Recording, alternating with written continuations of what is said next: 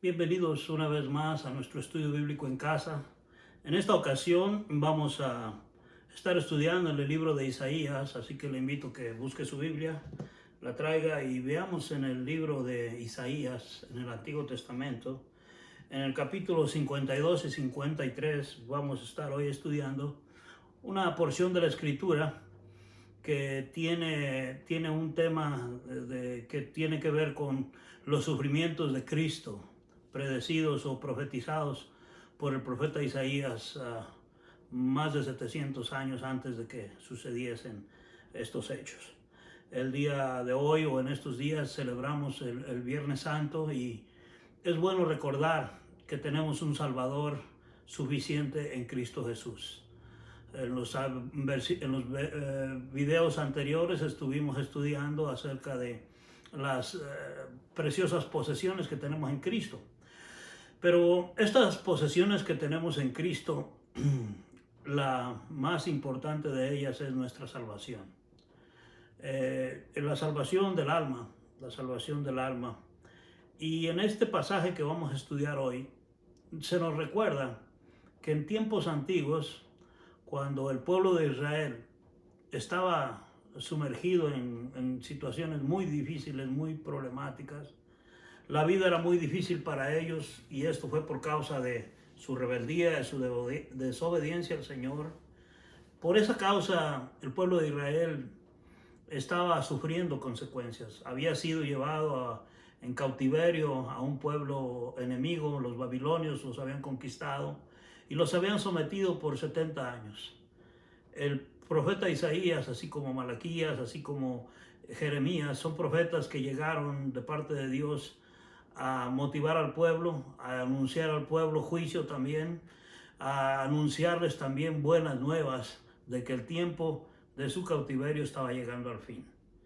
En este pasaje, en este capítulo 52 de Isaías, encontramos al pueblo de Israel precisamente en una condición cuando el Señor les está diciendo ahora, les promete, les habla, los despierta literalmente para que se pongan listos para la celebración de la libertad en cuanto al cautiverio que están, en el que se encuentran.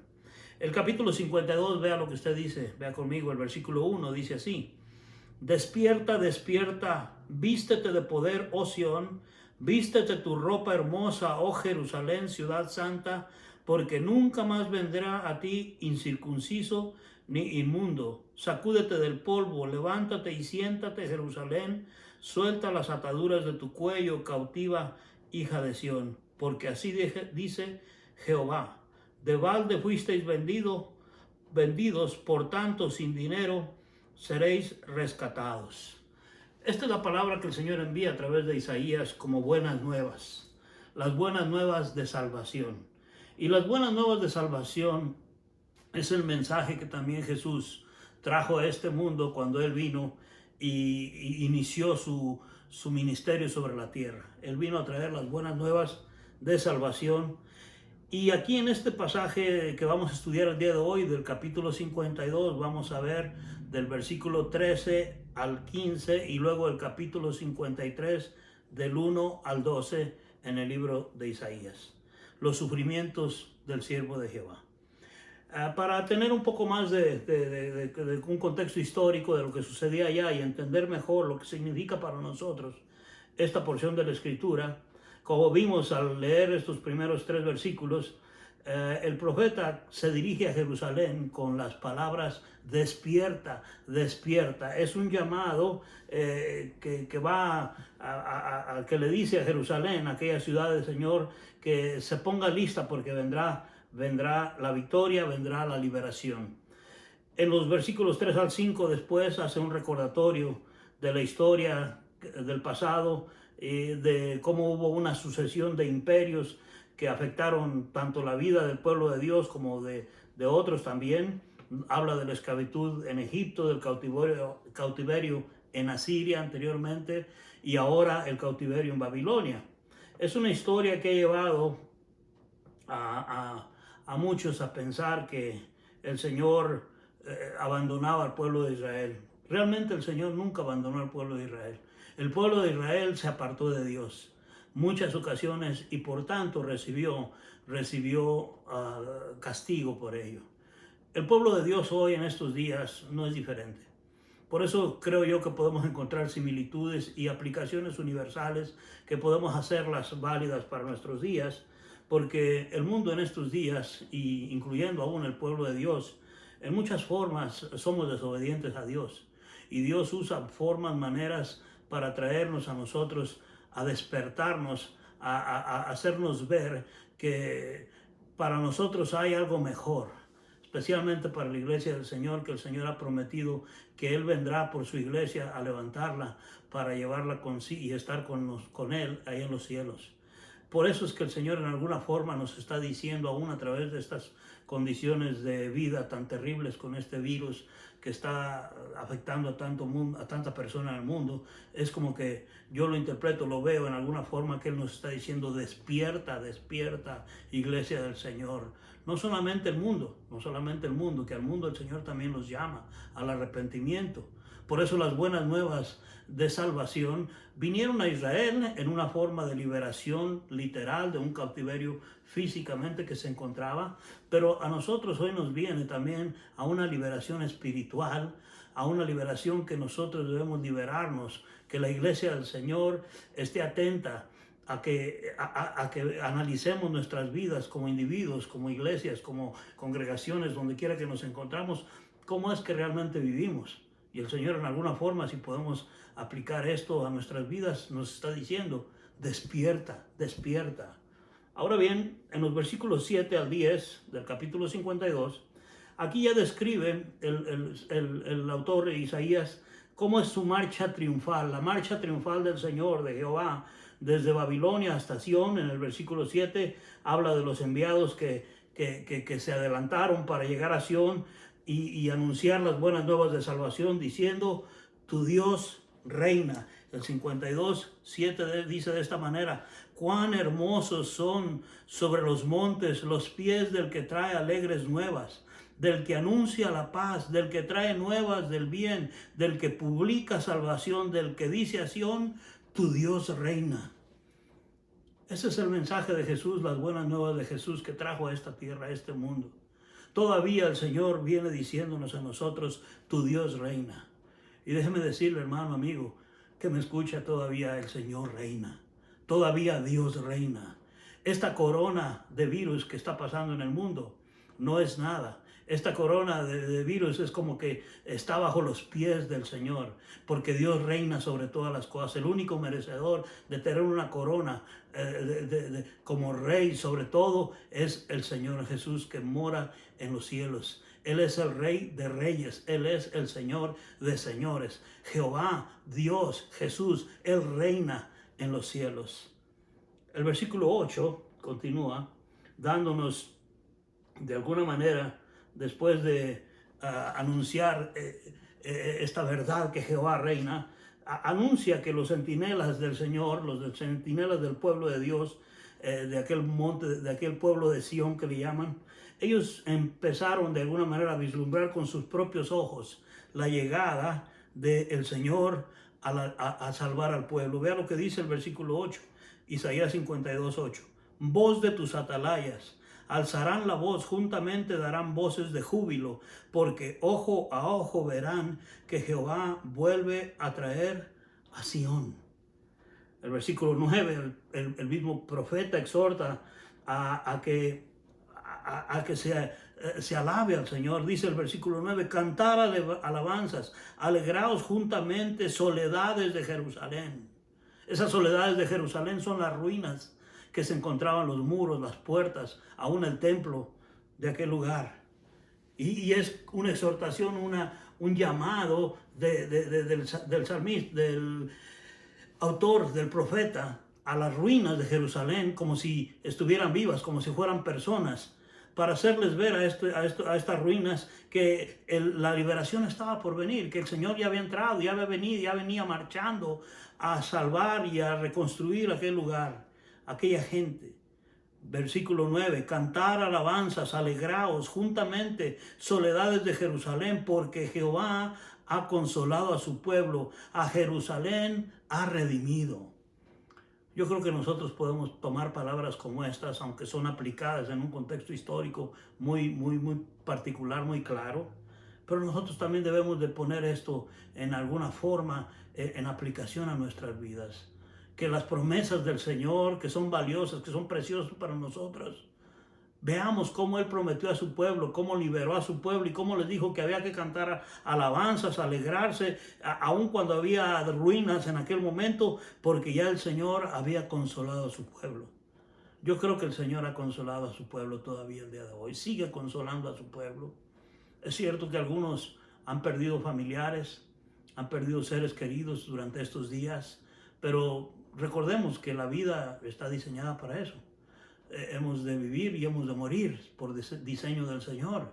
Pero cuando aún lo más triste y lo más doloroso que hay es la vida, es la pérdida de la vida de alguno de nosotros o de nuestros familiares, el Señor nos consuela. Cuando estamos atrapados en las garras del vicio, en las garras del desaliento, en la ansiedad, en cualquier otra forma de atribulación espiritual, el Señor nos libera, el Señor nos consuela.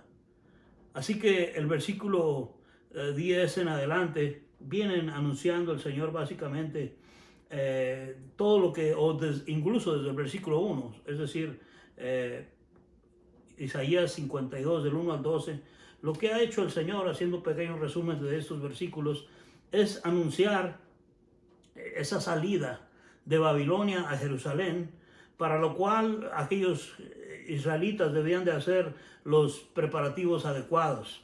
Y el Señor mismo iría delante de su pueblo y el pueblo detrás del Señor, pero también el pueblo, el Señor cuidando las espaldas del pueblo, dándole protección, dándole guía al camino de este pueblo que llegaría allí.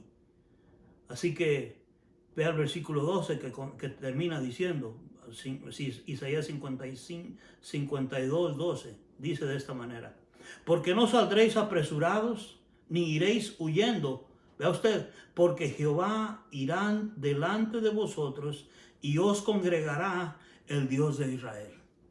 Qué bellas palabras para aquel pueblo que había estado en cautiverio por 70 años, que habían estado bajo un régimen bastante duro, bastante carencias en sus vidas, en todo el sentido de la palabra. Finalmente había llegado la liberación.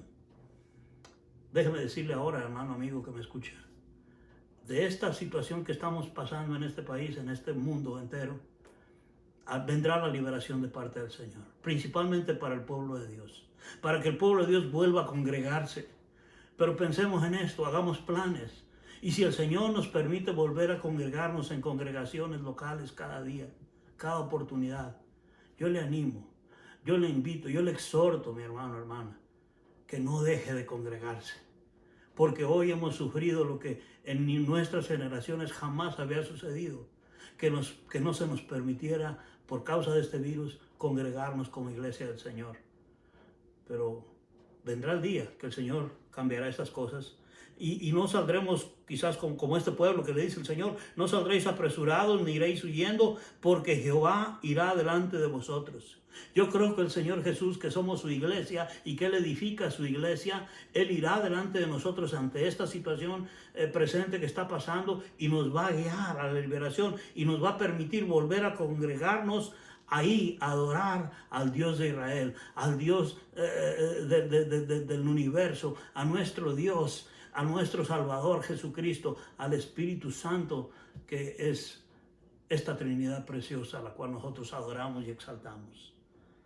Ahora bien, cuando vemos el capítulo 52 y versículo 13, aquí encontramos a partir de este momento que los versículos 13 al 15 principalmente son las últimas palabras que están en relación al siervo de Jehová, que aún se pueden referir al pueblo de Israel. Veamos lo que dice: he aquí que mi siervo será prosperado, será engrandecido y exaltado, y será puesto muy en alto.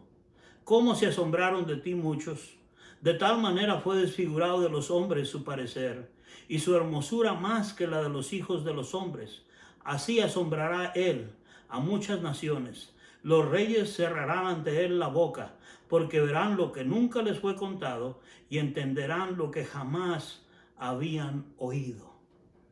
Aunque estas últimas palabras de estos versículos 13 al 15 pudieran interpretarse en alguna forma como el final, el epílogo de los anuncios proféticos del capítulo 52, que Israel, versículo 13 leímos, triunfará en medio de las naciones. De la misma manera que nos dice que muchos se asombraron de él al ver su extrema humillación, a la extrema humillación que pasó Israel como tal. El versículo 14 nos dice que así, si se aplica esto a Israel, así Israel asombrará a muchas naciones, porque su triunfo iba a ser tan impresionante, sería tan impresionante, y de hecho fue tan impresionante que los reyes cerraron la boca delante de él, porque Jehová estuvo con aquel pueblo. Pero por otro lado, estos mismos versículos del capítulo 52, del 13 al 15, son también las primeras palabras que se refieren a una persona. Y de esta persona que se refieren, que posee las cualidades, las facultades expiatorias que Israel no puede reclamar como nación, es que trata el capítulo 53.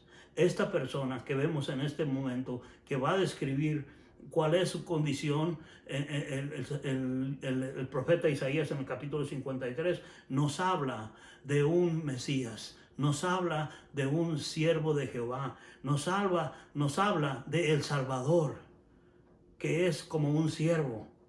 Y este pasaje sin duda se refiere a Jesucristo, el que vino al mundo para servir a la humanidad, para salvar a los pecadores, a Jesús el Salvador. De eso se refiere este pasaje. Y vemos sobre todo en el capítulo 53, que ya comenzó una vez más a partir del 52:13, pero aquí vemos, en todo este pasaje, vemos tanto el llamamiento del siervo, de qué manera él fue llamado, vemos cómo fue preparado para su servicio, para su misión, y luego vemos cómo desarrolla su servicio y al final cómo obtiene una recompensa por la manera en cómo ha servido al Señor. Ahora veamos el capítulo 53, versículo 1, y entremos a estudiar esto un poco. ¿Quién ha creído a nuestro anuncio? ¿Y sobre quién se ha manifestado el brazo de Jehová? Subirá cual renuevo delante de él y como raíz de tierra seca. No hay parecer en él ni hermosura. Le veremos, mas inatractivo para que le deseemos. Despreciado y desechado entre los hombres, varón de dolores, experimentado en quebranto, y como que escondimos de él el rostro, fue menospreciado y no lo estimamos. Ciertamente llevó él nuestras enfermedades y sufrió nuestros dolores, y nosotros le tuvimos por azotado, por herido de Dios y abatido.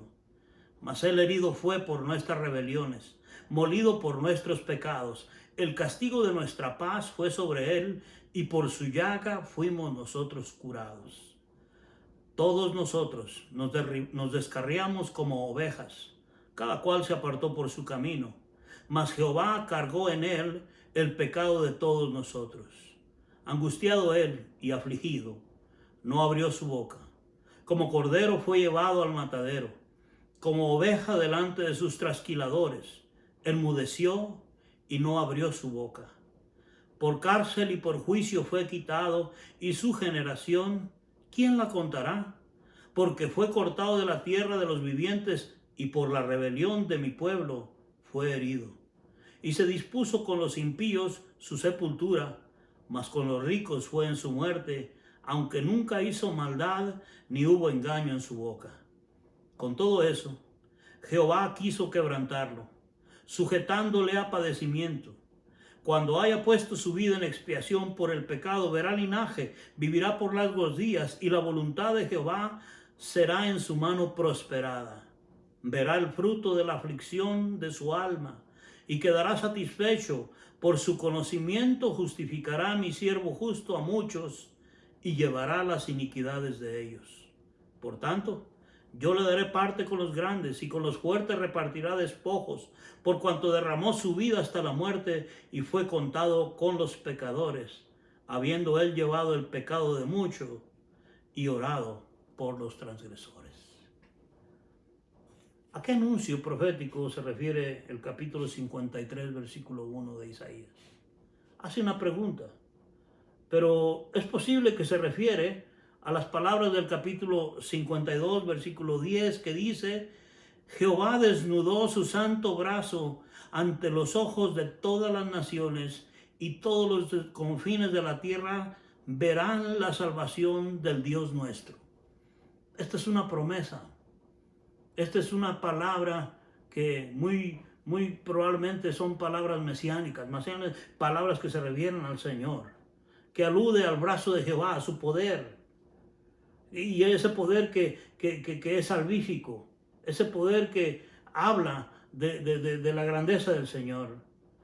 Ahora bien, este capítulo, que es un capítulo impresionante por la situación de que nos habla tan detalladamente de lo que sucedería después de 700 años, y nos habla de Jesús mismo, del misterio que encierra y encerraba en aquel momento. Para nosotros ya se descubrió ese misterio de la humillación de Cristo, del siervo. Es un misterio de humillación que en aquel tiempo ni el profeta ni aquel pueblo que lo escuchaba entendería. Pero Filipenses capítulo 2 y el versículo 7 dice, relatando Pablo a los filipenses la muerte y la forma, sobre todo en cómo Cristo vino de los cielos a tomar forma de hombre, dice: sino que se despojó a sí mismo, Filipenses 2:7, sino que se despojó a sí mismo, tomando forma de siervo, hecho semejante a los hombres. Jesús dejó su gloria para venir a este mundo. El libro de Filipenses, el capítulo 2, también el versículo 6, vea lo que nos dice. En Filipenses capítulo 2, el versículo 6, viene y nos dice acerca de estas cosas, acerca de la manera en cómo Cristo vino y se hizo obediente. El versículo 6 dice: el cual, siendo en forma de Dios, no estimó el ser igual a Dios como cosa a que aferrarse. Se hizo pobre, siendo rico. Él, siendo rico, se hizo pobre. En 2 Corintios 8:9 encontramos que dice: porque ya conocéis la gracia de nuestro Señor Jesucristo, que por amor a vosotros se hizo pobre, siendo rico, para que vosotros con su pobreza fuiseis enriquecidos. El siervo de Jehová, Jesucristo, sufrió el misterio de la humillación. No entendemos por qué. No lo entendieron en aquel tiempo. Nosotros ahora lo entendemos porque vemos que era necesario que un hombre con esa calidad de vida, de entrega, de sumisión, de obediencia al Padre Celestial, pudiera venir y cumplir los requisitos de poder pagar el pecado del mundo. Aquel hombre Dios mismo, que dejó su gloria, se convirtió en hombre, se humilló a sí mismo, se hizo pobre siendo rico, y siendo rey, se hizo siervo. También Filipenses capítulo 2, el versículo 7, vuelvo a leerlo, y dice: sino que se despojó a sí mismo tomando forma de siervo. Él no necesitaba venir a tomar forma de siervo, porque Jehová reina, porque Jesús reina, porque Él es el Rey de reyes, el Señor de señores, y sin embargo, en su diseño para salvar al hombre de sus pecados, Jesús tomó la forma de siervo para venir y salvarlos. Él, siendo rey, se convirtió en siervo. Pero también encontramos algo que también para aquellos, y en este pasaje de Isaías encontramos que era un verdadero misterio también: el dolor que debería de sufrir. El dolor que debería de sufrir. Hasta hoy muchos de descendencia judía todavía no entienden, y muchos de ellos ni siquiera leen este pasaje de Isaías, que para ellos es tan amado este libro. Y sin embargo aquí encontramos la descripción profética de aquel que vendría en un futuro a cumplir con esta señal, con estas profecías, y lo hizo a cabalidad: Jesús de Nazaret. El misterio del dolor, el capítulo 53, dice el versículo 2. Subirá cual renuevo delante de él, y como raíz de tierra seca, no hay parecer en él ni hermosura, le veremos más inatractivo para que le deseemos. Despreciado y desechado entre los hombres, varón de dolores, experimentado en quebranto, y como que escondimos de él el rostro, fue menospreciado y no lo estimamos. Este dolor, estas palabras se cumplieron al pie de la letra en la persona de Jesucristo. Esas palabras se convirtieron. Aquí ya no está hablando de Israel, el pueblo. Aquí no está hablando del profeta mismo o de otro hombre. El único que cubre y que cumple con estas cualidades y estas profecías, detalles de profecía, fue Jesucristo, es Jesucristo. Y en el versículo 1 del 53 vemos la preocupación básicamente del profeta por la indiferencia de la gente a sus mensajes. Que él hablaba, que los otros profetas hablaban de parte de Dios y que parece ser que nadie creía a su anuncio. Por eso su pregunta, y es una pregunta como con un reclamo diciendo, ¿quién ha creído a nuestro anuncio? Como podemos pensar que el profeta pasó años literalmente anunciando todo lo que el Señor decía, anunciando aún la liberación del pueblo de Israel, y había anunciado su castigo y todo lo que vendría, pero también anunció la redención del pueblo de Israel, y el pueblo parece ser que no creía. El versículo 2 nos habla del surgimiento, el surgimiento del Mesías. Y cómo el Mesías surge. Y ese Mesías surge en una manera muy interesante, porque surge como un siervo que encierra dolor. Varón, dice el versículo 2, dice, el versículo 3 dice, varón de dolores, despreciado y desechado. Nos dice que él fue despreciado, desechado en gran manera. El versículo 2 dice que su rostro fue desfigurado, básicamente. Dice, subirá cual renuevo delante de él, y como raíz de tierra seca, no hay parecer en él ni hermosura. Cuando aquí usa una figura, el profeta diciendo, subirá cual renuevo delante de él, la palabra renuevo en el hebreo antiguo significaba eso, como un retoño en una planta, en un árbol, como algo pequeño que van haciendo de algo que ya está establecido en una planta. Pero también es muy probable, y más probable aún, que la misma palabra hebrea o esa palabra hebrea que se usa para decir o nosotros interpretar y describir como un renuevo, como un retoño, también se usa para una palabra que es bebé, un bebé, un recién nacido. Y nosotros sabemos que Jesús vino a esta tierra y tomó forma de hombre y nació como un bebé en esta tierra, como un pequeñito, como un niño, como un recién nacido. Y cuando describe a él, dice el versículo 2, subirá cual renuevo, o como bebé delante de él, y como raíz de tierra seca. Y sí, allí nos dice que como una raíz de tierra seca, como donde no se esperaba que naciera, que saliera nada de allí, de una tierra seca, y de pronto sale un renuevo, sale una planta, así surge el Mesías. Así surgiría el Mesías en ese tiempo, 700 años antes se está prediciendo, se está profetizando. Y Jesús vino de un pueblo desconocido, de Belén, de Belén Efrata, de un pueblo que todo el mundo, aún los judíos mismos, pensaba que no había nada valioso en ellos, que era tan pequeña esa ciudad, tan pequeño ese pueblo. Pero de ese pueblo estéril o árido, de ahí nació el Mesías, tal y como lo profetiza aquí Isaías. Pero luego describe, no hay parecer en él ni hermosura. Yo sé que hay muchas gentes que a través de los tiempos, especialmente hubo artistas en el pasado que tratando de describir o de alguna forma darnos la idea de cómo es o cómo fue Cristo, se imaginaron su rostro, su semblante, y lo han pintado en algunas formas con cierta belleza, con cierto atractivo. Pero aquí el profeta nos dice que en cuanto a su cuerpo físico, en cuanto a su parecer, dice él, dice entonces, no hay parecer en él ni hermosura. le veremos, y vea usted, más inatractivo para que le deseemos.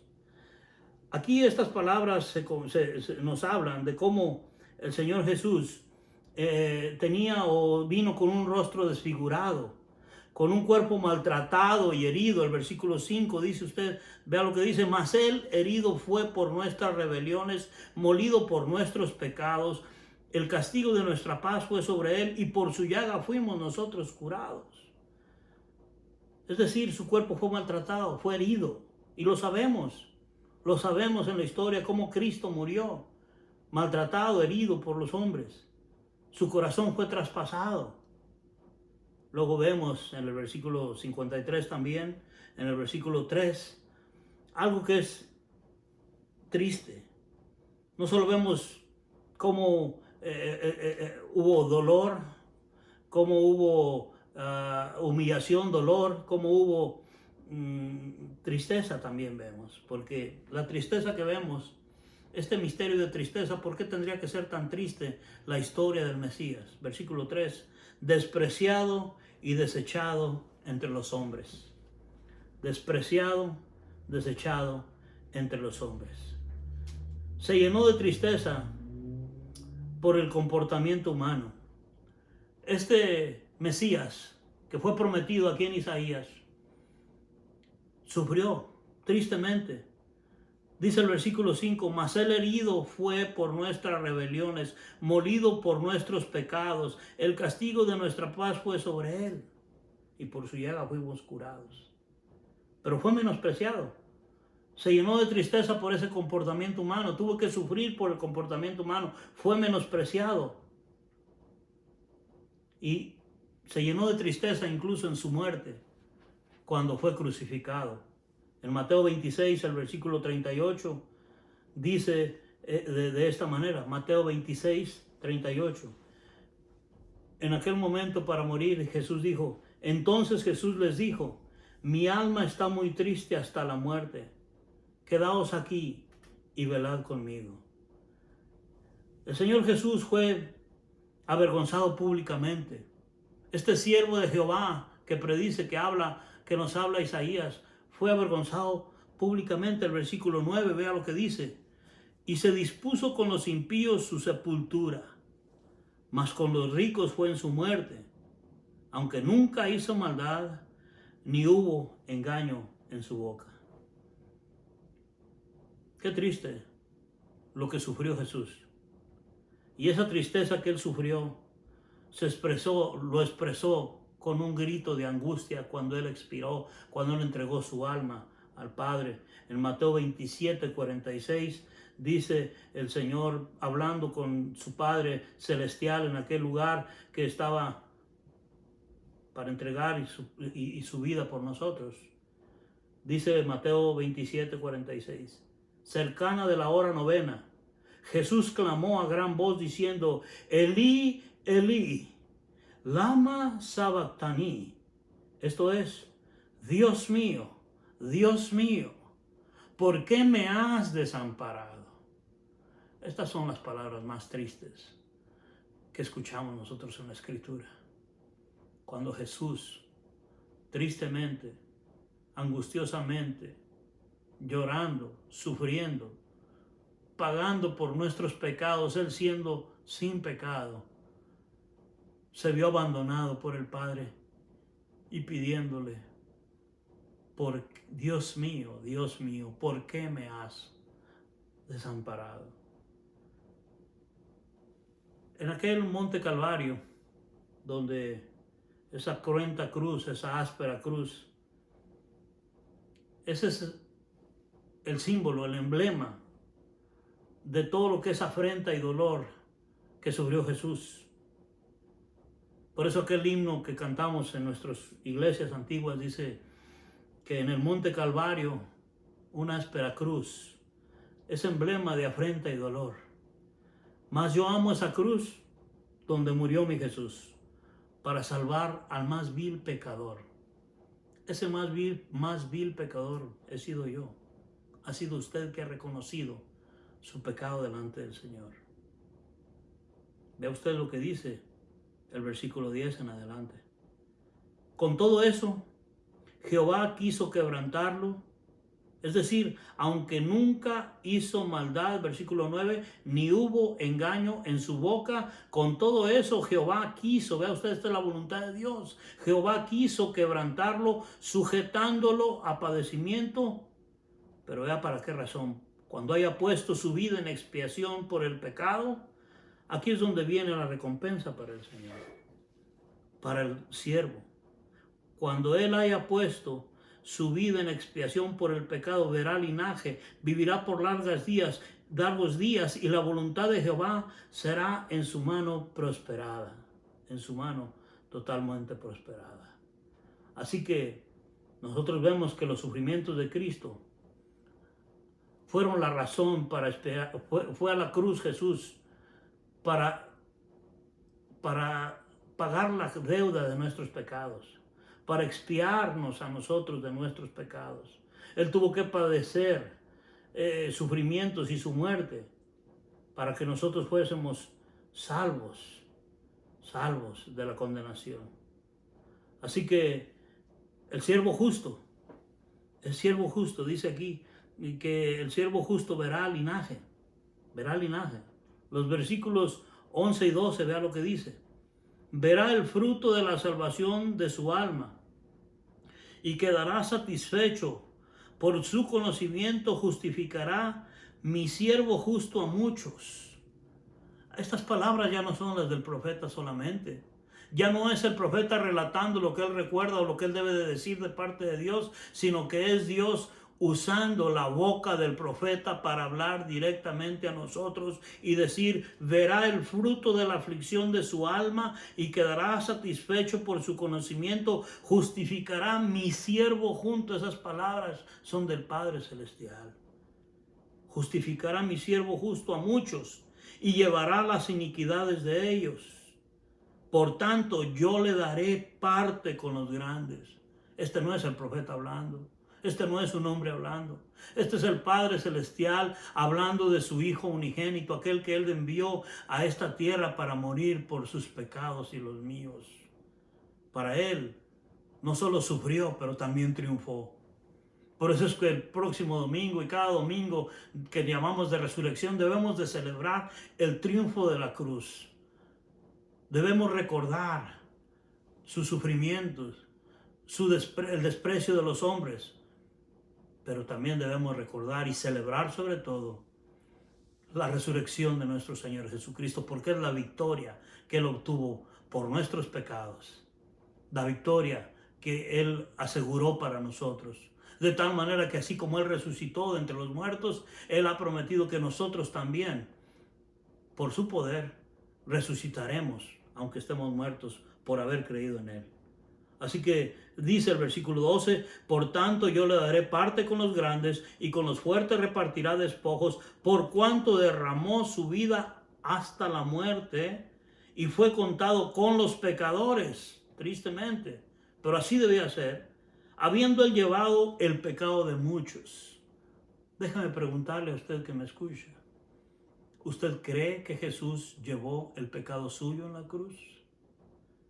¿Ha usted reconocido el sacrificio de Cristo por sus pecados?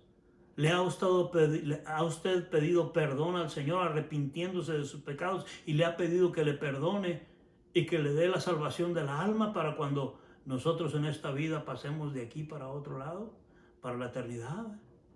Porque si no lo ha hecho, este es el tiempo, este es el día de salvación. Este es día de salvación. Usted y yo deberíamos de estar a cuentas con el Señor, porque la verdad es que aquí nosotros debemos de ver que nosotros pudimos estar como aquellos hombres que despreciaron y desecharon al Señor. Y Él mostró amor para con nosotros, aún orando por los pecadores, aún orando por aquellos que lo maltrataron. El Señor Jesús mostró un amor para con todos, aun cuando Él le pusieron una corona de espinas, en Mateo 27, 29. Le golpearon la cabeza con una caña, Mateo 27, 30. Le escupieron, Marcos 15, 19, Mateo 26, 67. Le dieron puñetazos, Mateo 26, 67. Le dieron de bofetadas, Mateo 26, 67. Amigo que usted escuche este mensaje, ¿cuál es su actitud hacia Cristo? ¿Usted le rechaza o le ama? ¿Usted todavía esconde de él su rostro? ¿Usted todavía lo ve como menos, lo menosprecia? ¿O le ama? ¿O es Jesús para usted preciado? Porque recuerde usted que Cristo recibió el desprecio y el rechazo de los hombres. Cuando fue profetizado 700 y más años por Isaías, que lo hemos estado leyendo esta tarde, y después ver en los hechos reales de hace un poco más de 2000 años, cuando Cristo vino y fue a morir a la cruz del Calvario, golpeado, desechado, abandonado por los hombres, y en un momento, para pagar la culpa nuestra, aún desamparado por Dios por un momento. Pero aunque los hombres lo rechazaron, aunque tristemente todavía hay muchos que lo desprecian y lo rechazan, déjame decirle una verdad contundente. El Padre aprobó a Cristo. Jesús recibió la aprobación del Padre Celestial. En Filipenses 2, 9 al 11 dice, por lo cual Dios también le exaltó hasta lo sumo y le dio un nombre que es sobre todo nombre, para que en el nombre de Jesús se doble toda rodilla que está en los cielos y en la tierra y debajo de la tierra, y toda lengua confiese que Jesucristo es el Señor, para gloria de Dios Padre.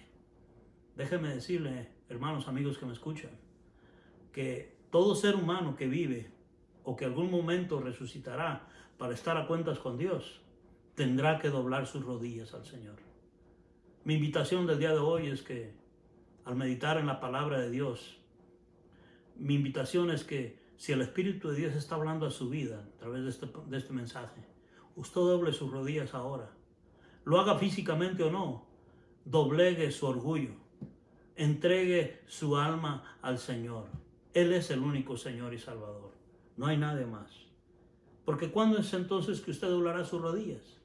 Si no lo hace ahora, escuche lo que dice. Que en el nombre de Jesús se doble toda rodilla de los que están en el cielo. Si usted está en el cielo, doblará las rodillas. Y en la tierra, estamos en la tierra, doblará las rodillas. Y debajo de la tierra, si estuviera debajo de la tierra, doblará las rodillas. Y toda lengua confiese que Jesucristo es el Señor, para gloria del Dios Padre. ¿Cuándo va a doblar usted su voluntad, Dios? ¿Cuándo? No espere más. Hoy es el día de salvación. Hoy usted puede confesar que Jesucristo es el Señor y el Salvador de su alma. El libro de Romanos, capítulo 10, versículos 9 y 10, dice de esta manera, que si confesares con tu boca que Jesús es el Señor y creyeres en tu corazón que Dios le levantó de los muertos, serás salvo. Porque con el corazón se cree para justicia, pero con la boca se confiesa para salvación. Haga una decisión para Cristo. Hoy, como Viernes Santo que celebramos, recordando la muerte de nuestro Señor y Salvador, entregue su vida hoy al Señor. Mañana no sabemos si volvemos a respirar, si volvemos a abrir los ojos. Le invito a que entregue su alma al Señor. Y si usted ya es un hijo o una hija de Dios, que haga una decisión de caminar mejor para con Él, de vivir para con Él, de ser testimonio para Él, de ser un hermano, una hermana que realmente vive en santidad y en honor, para el honor y la gloria de nuestro Dios. Oremos. Señor nuestro, en esta hora que terminamos este estudio, te damos gloria y honra a ti porque tu palabra no vuelve a ti vacía, Señor. Yo oro y pido, Señor, por aquellos que escuchan y ven este mensaje, Señor, a través de estos medios electrónicos, Señor. Donde quiera que se encuentran, ya sea en un hospital, ya sea en la cárcel, ya sea en su cuarto, ya sea en su carro, ya sea en la calle, donde quiera que se encuentren, Señor, sobre todo en estos días difíciles de encierro. Padre bendito, que encuentren la salvación en Cristo Jesús. Que, Señor, hagamos un nuevo pacto contigo, aquellos que ya somos tus hijos, para servirte mejor, para darte verdaderamente el honor, la gloria que tú mereces. Señor, gracias, Jesús, por tu muerte en cruz, por la salvación que nos has dado. Y danos, Señor, vida hoy viernes. Danos vida para el día domingo que viene. Celebrar, Señor, en casa cada uno de los que nos encontramos en nuestros hogares. Celebrar tu triunfo en la cruz, Señor. Porque tu triunfo es nuestro triunfo. Señor, a ti sea el honor, la gloria, la alabanza. Porque tú eres Jesús, nuestro Señor, nuestro Salvador, el Rey de Reyes, Señor de Señores. Para la alabanza de tu nombre oramos. Con gratitud te lo decimos. Y damos gracias una vez más. En el nombre de Jesús. Amén. Amén y amén.